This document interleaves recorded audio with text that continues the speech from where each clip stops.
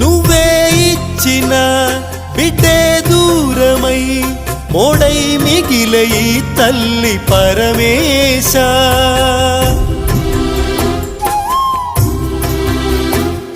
తల్లి కళ్ళలో పొంగే గంగతో గుండె తడిసిపోలేద జగదీశ. ఇటువంటి తల్లి నీకుంటే ఈశా, తెలిసేది నీకు ఈ తల్లి ఘోష. నీ కన్ను అది చూడదా, ఈ కంటి తడి ఆరదా.